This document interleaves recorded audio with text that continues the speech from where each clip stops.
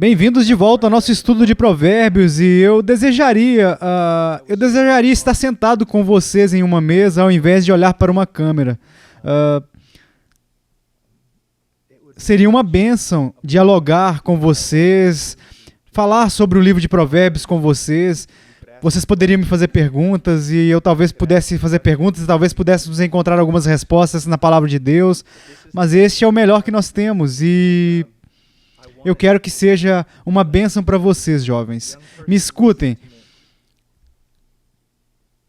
Tudo depende do seu relacionamento com Jesus Cristo e com a palavra dele. Agora, nós estamos em Provérbios capítulo 3 e vamos começar a ler no versículo 21. Filho meu, não se apartem essas coisas dos teus olhos, guarda a verdadeira sabedoria e o bom siso, porque serão vida para a tua alma e adorno ao teu pescoço. Então andarás seguro no teu caminho e não tropeçará o teu pé.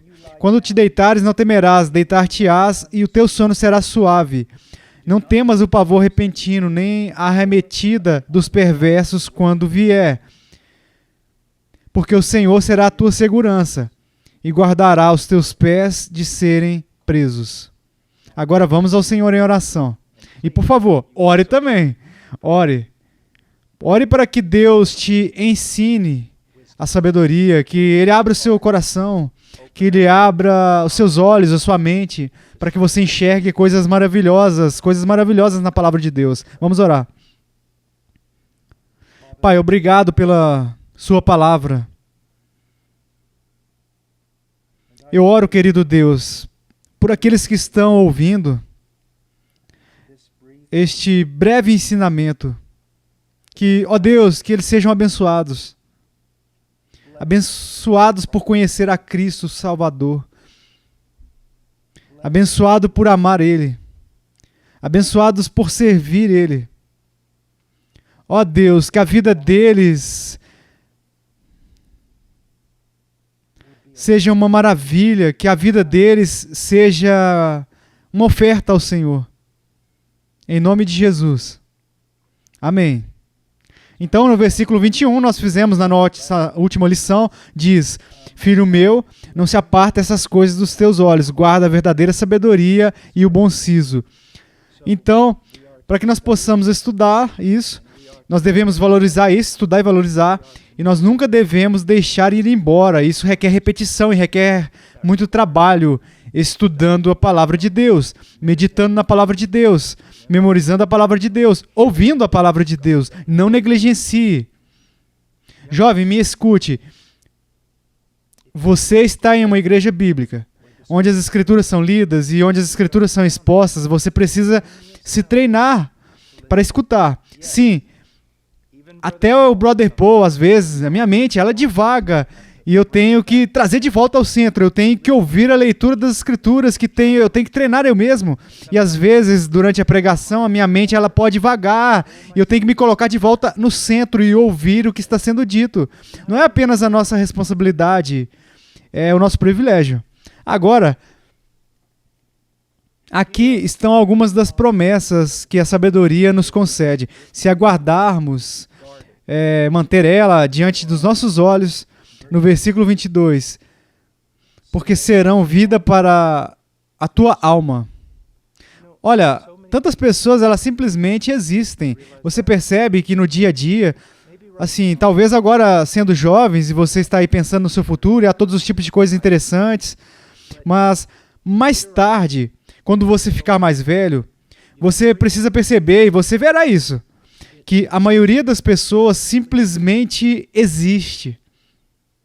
Elas não têm muito propósito, então elas não têm muita motivação ou impulso. Há um ditado que diz que a maioria das pessoas morrem com 30 anos antes delas serem enterradas. E o que significa isso? Depois da juventude e o vigor e o entusiasmo da juventude, quando isso tudo vai embora, eles simplesmente entram no modo de existência. Mas para o crente é completamente diferente, Eu tenho mais vontade de viver agora, hoje, agora eu vou fazer 59 anos, em alguns dias, eu tenho mais desejo e uma empolgação maior com a vida agora do que quando eu era mais jovem. E eu fiz quando eu era um novo crente, assim, eu tinha mais empolgação.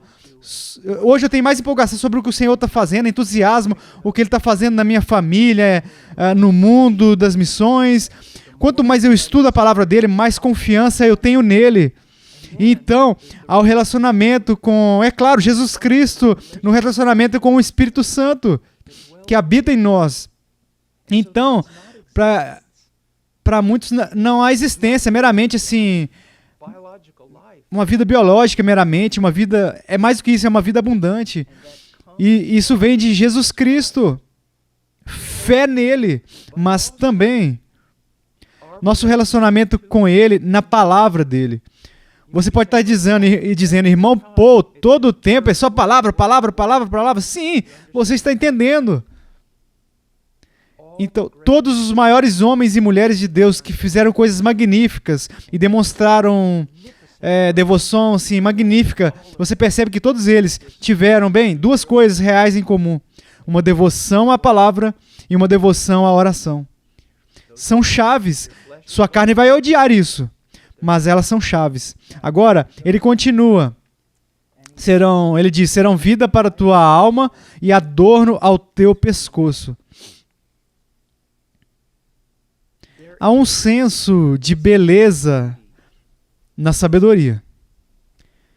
O meu filho, Ian, ele acabou de ir para a universidade. E claro, como pai, você sabe, eu estou aqui na Virgínia, ele está lá morando lá na costa oeste, eu estou aqui na costa leste. E eu continuei dizendo a ele que você sabe, durante os meses antes da partida dele, que, Ian, a beleza na sabedoria, a beleza na humildade. E quando nós falamos a respeito disso, porque essas duas coisas andam juntas. Então, eu diria que se alguém se gabar de algo, mesmo quando eles são capazes de fazer isso, ninguém realmente os aprecia, porque eles ainda percebem que é uma pessoa orgulhosa. Mas se você for humilde e realizar algo grande, eles vão ficar maravilhados. Mas o que é ainda mais importante, se você for humilde e você não realizar nada de extraordinário, ainda assim, eles vão ter muito apreço de você. Sabedoria traz humildade. E a humildade, ela tem uma beleza. Acho que todos concordaríamos no máximo sim, que provavelmente a pessoa mais feia no planeta é aquela pessoa que é arrogante. Cheia de arrogância, cheia de si. E isso é completamente oposto à sabedoria. A sabedoria traz tranquilidade. A sabedoria, ela traz mais do que apenas coisas do cérebro. Ela muda o seu caráter. Ela produz em você todo tipo de virtude. E é por isso que quanto mais você estuda o livro de Provérbios, mais e mais você estuda assim, todas as escrituras, terá assim um jeito vai te embelezar. Um jeito assim de te tornar agradável. Vai fazer você ser um tipo de pessoa que as pessoas querem ter por perto. Agora, deixa eu contar uma história engraçada, eu tenho certeza que eu vou ter problemas por isso, mas eu conheço um pregador muito antigo. E ele está na casa dos 90 anos, e quando ele era um pregador muito, muito jovem, ele estava na casa dos 20 anos, ele conheceu uma mulher muito, muito velha, ok? Ela era muito velha. Que ela verdadeiramente conheceu Charles Spurgeon. E Charles Spurgeon, quando ela era uma garotinha, ele ia na casa dela para visitar o pai dela. E ele pegava ela no colo. E Spurgeon, agora, provavelmente, ele foi o maior pregador que viveu desde os apóstolos. E esse meu amigo, velho pregador, ele perguntou essa senhora, ele disse, o que a senhora lembra sobre Charles Spurgeon? E ela sorriu e disse duas coisas. Número 1, ele era o homem mais gentil que eu conheci. E ele era tão cheio de bondade. E número 2, ele era o homem mais feio que eu já vi. E ela quis dizer fisicamente. Agora, o objetivo disso é simplesmente dizer, olhe para isso. Spurgeon não foi necessariamente um homem atraente, mas havia uma beleza nele. Gentileza. As pessoas viajavam pela nação, pelo continente, para ouvir ele pregar. Eu ainda tenho quase assim, acho que provavelmente todos os livros dele, todos os comentários dele, todos os sermões dele. E há uma beleza nisso. E o que eu quero que vocês vejam, jovens, é que eu só vou dizer isso sem rodeios. Existem pessoas fisicamente bonitas que, uma vez que você conhece elas se tornam completamente feias e deformadas. E tem pessoas, como a maioria de nós, que não são fisicamente bonitos, mas se formos sábios, se tivermos discrição, se formos cheios do Espírito Santo, se estivermos produzindo o fruto do Espírito, haverá uma beleza. Haverá uma beleza. Talvez uma palavra melhor seria um sentido de simpatia sobre nós. Uma atratividade a respeito de nós. Uma atratividade sobre nós. Você é mais feio quando você é mais ímpio. E você é mais bonito quando você é mais como Cristo. Nunca se esqueça disso. Nunca se esqueça disso. Então, ele continua, ele diz, porque serão vida para a tua alma.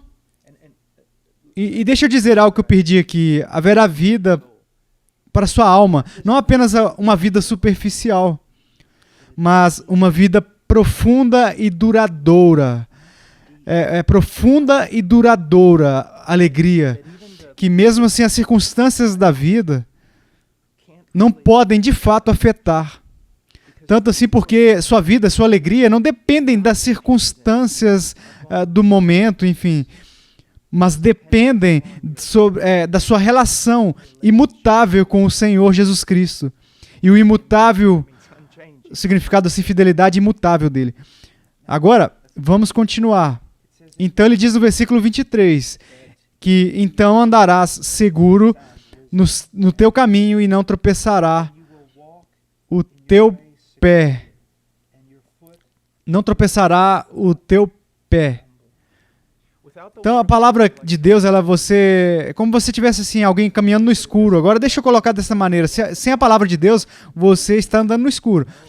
Não deixe eu colocar dessa forma. Sem a palavra de Deus, você é como um cego caminhando no escuro, através de um campo minado. E isso não é muito seguro. Não é muito seguro. Olha, ao longo da sua vida, você terá que tomar todo tipo de decisões, para onde você vai, decisões da escola, sobre com quem você vai se casar, decisões do trabalho, decisões sobre qual igreja, quais as amizades, relacionamentos, projetos de negócios. Então, tudo isso você vai ter que fazer, todo tipo de decisões você vai ter que tomar. E o fato de que você vai encontrar tantos motivos diferentes na estrada que lhe dizem que há incerteza, há insegurança, porque você pode tomar uma decisão errada em algum lugar. Você realmente pode. E pode ter efeitos muito prejudiciais. Então, o que as Escrituras estão dizendo a fim assim, de se proteger e preparar para esse tipo de coisa. O que você precisa? Você precisa da sabedoria e discrição. De onde vem isso? Da palavra de Deus. Da palavra de Deus. Ele diz então andará seguro no teu caminho e não tropeçará o teu pé. Isso não significa que você não terá dificuldades. Não significa que não haverá provas. Não significa que não haverá adversidades de outras pessoas, assim. Mas o que você precisa entender, se você tivesse a minha idade, você certamente entenderia que o meu maior problema não são as circunstâncias, meu maior problema não são as adversidades das outras pessoas. Meu maior problema é a minha falta de sabedoria, uma falta de semelhança com Cristo. Se eu quero que isso mude, então eu preciso começar a pegar uma estrada muito longa. E eu estou nela há muito tempo e eu preciso continuar nisso. E essa é a estrada de conhecer a Deus por intermédio de sua palavra, por intermédio da oração. Versículo 24. Quando te deitares, não temerás, deitar-te-ás e o teu sono será suave. Agora, Você se lembra do quando nós conversamos sobre o Antigo Testamento escrito em hebraico, a coisa chamada paralelismo hebraico, onde basicamente diz a mesma coisa duas vezes? E a segunda vez que você diz isso, adiciona ao que você disse antes, ou você define e torna isso mais claro. E ele está realmente tentando enfatizar algo aqui. Na época em que isso foi escrito, havia uma grande quantidade de insegurança no mundo. E um dos lugares onde você teria mais medo era durante a noite, um dos momentos. Imagina isso, não havia rua com luzes, não havia luzes na sua casa, não havia apenas lâmpadas com óleo, assim, vinagre, que seria difícil de acender e não produzia muita luz, Então, a maioria dos crimes, a maioria dos crimes, assim, das coisas que os pecados prejudiciais a outras pessoas eram cometidos à noite, você entende? Então à noite, quando é o momento assim que você está mais vulnerável, quando você está dormindo, e alguém pode se aproximar sorrateiramente, então está dizendo, é nos momentos em que você está mais vulnerável, quando você está mais exposto, aberto ao perigo, você não terá medo, e o seu sono será suave. Agora, eu quero falar sobre duas coisas aqui. Antes de tudo, a principal razão pela qual os cristãos não têm medo, você precisa entender que não é por causa do nosso conhecimento superior, nossa sabedoria ou até a nossa obediência. A principal razão pela qual o cristão não tem medo é a soberania de Deus. Outra palavra que nós usamos é providência, a providência de Deus. E como eu cresci, assim, como eu passei por intermédio assim, de muitas situações difíceis, quanto eu aprecio o amor de Deus. E esse amor de Deus me torna forte. Mas, assim, bem ao lado do amor de Deus, está a soberania de Deus. Olha, eu não teria muita coragem se Deus me amasse perfeitamente, mas se Ele não fosse forte o suficiente para me manter, se Ele não fosse forte o suficiente para me proteger, para me guardar. Ainda que Ele quisesse tantas coisas boas para mim, mas Ele simplesmente não seria capaz de fazer. Eu apreciaria o amor dEle, mas ainda teria medo, porque embora Ele me amasse, Ele não poderia me proteger e me guardar de tudo. Mas veja que não é o caso. O Deus que ama a mim, que Ele ama a mim e a você, é soberano sobre a minha vida. Ele não dorme, eu preciso dormir, Ele não dorme. Ele está sempre vigilante, sempre assistindo. E você diz, brother Paul, às vezes coisas ruins acontecem às pessoas boas. Sim, é verdade. Mas aqui está o que você precisa entender. Todo o mal que entra na minha vida foi filtrado pela soberania de Deus. Que Deus, Ele está de alguma maneira permitindo isso para o meu bem. Então eu posso dormir. Você entende? É tão importante. Então, antes de tudo, é saber que se eu sou um filho de Deus, Ele é soberano sobre todas as coisas na minha vida. Eu ouvi histórias de missionários que foram confrontados por exércitos e confrontados por terroristas e diferentes ladrões e bandidos que se gabavam e diziam, nós vamos matar você. E o missionário respondia, você não vai fazer nada, a menos que Deus permita. E se Deus permitir, eu estou ok com isso. Você entende a força que vem da soberania de Deus? Olha, como os amigos de Daniel, Sadraque, Mesaque, Abednego. Nabucodonosor disse, se vocês não se curvarem, eu vou lançar vocês naquela fornalha de fogo, vocês vão ser lançados no fogo e vocês vão se queimar, e nós não vamos nos curvar, eles disseram.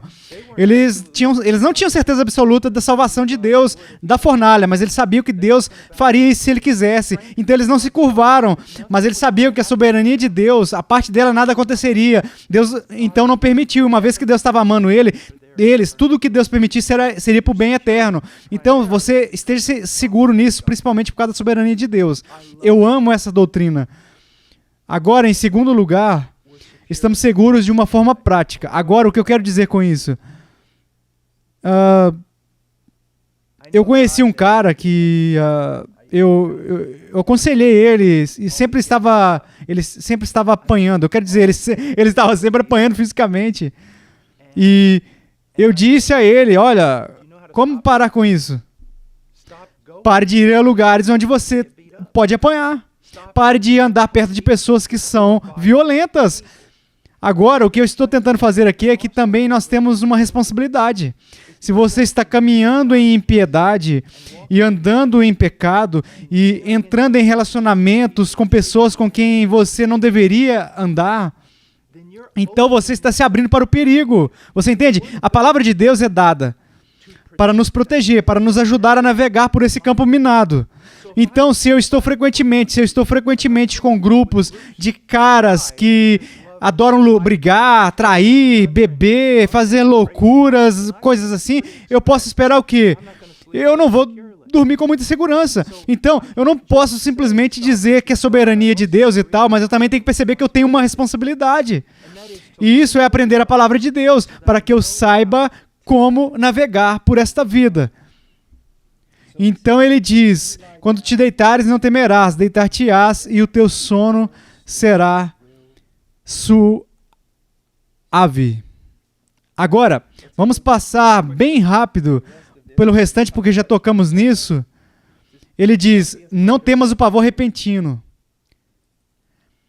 Basicamente, a ideia é não tenha medo de algo que vai acontecer com você imediatamente. Olha, isso é algo que conforme você envelhece, você começa a ver, especialmente quando você tem filhos, que se eu estiver dirigindo o meu carro e houver aquela linha amarela que diz que não pode ultrapassar na curva e tal, e você sabe seguir ela, porque eu não consigo ver em volta da curva, eu não sei o que está vindo em torno daquela curva. Bem,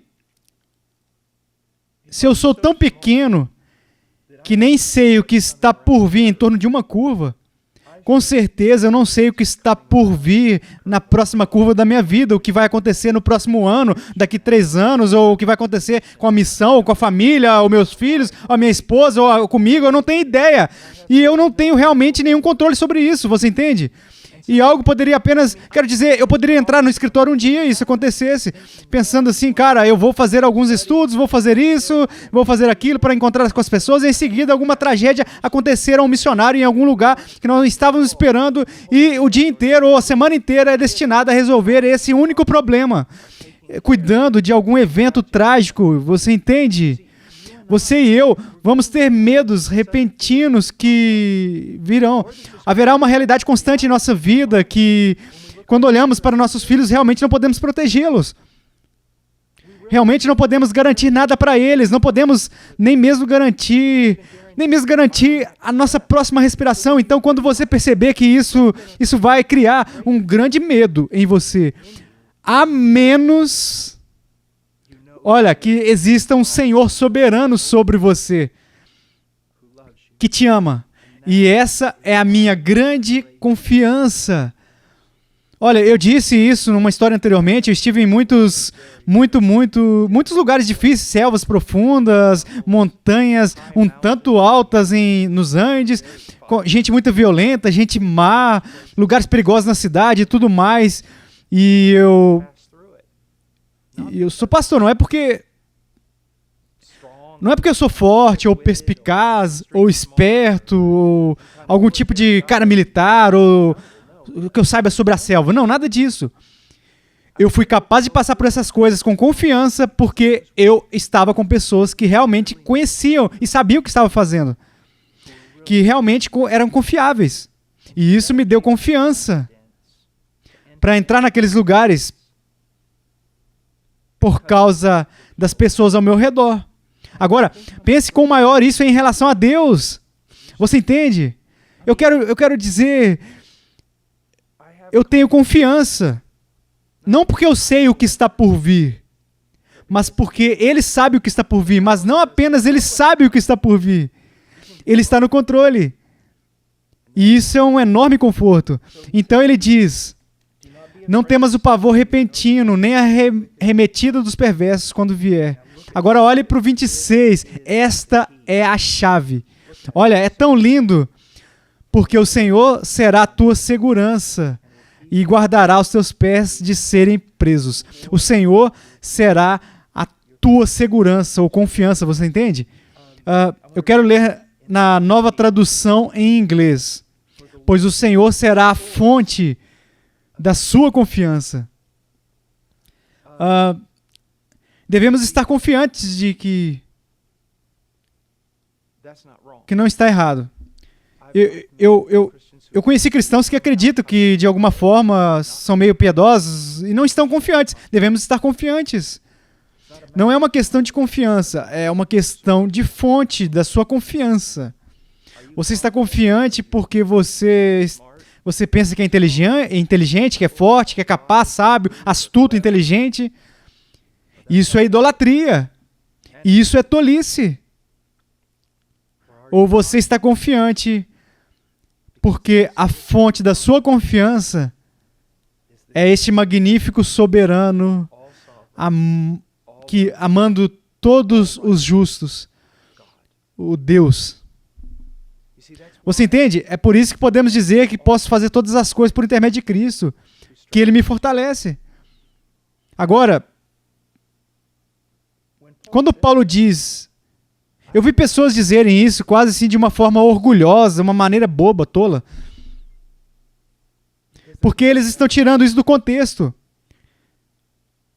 Eu posso todas as coisas dentro da vontade de Deus, por Cristo, porque Ele me fortalece. Não significa que eu posso fazer coisas carnais, coisas más, coisas pecaminosas, coisas que se opõem à vontade de Deus. Você entende? E você entende que tudo funciona junto, não é? Eu estudo a palavra de Deus para conhecer a vontade de Deus.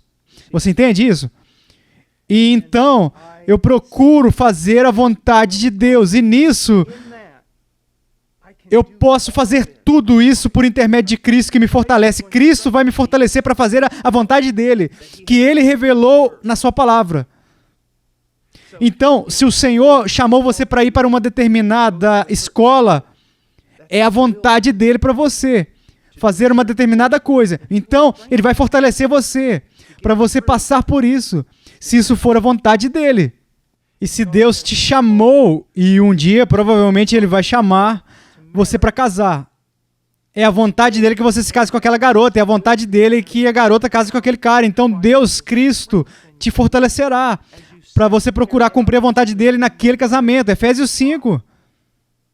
Você entende? Em tudo. Você entende? Somos servos. Deixa eu colocar de uma maneira melhor. Somos escravos. E o escravo, ele tem verdadeiramente apenas algumas coisas com que se preocupar. Número 1, qual é a vontade do meu mestre? Número 2, fazer isso.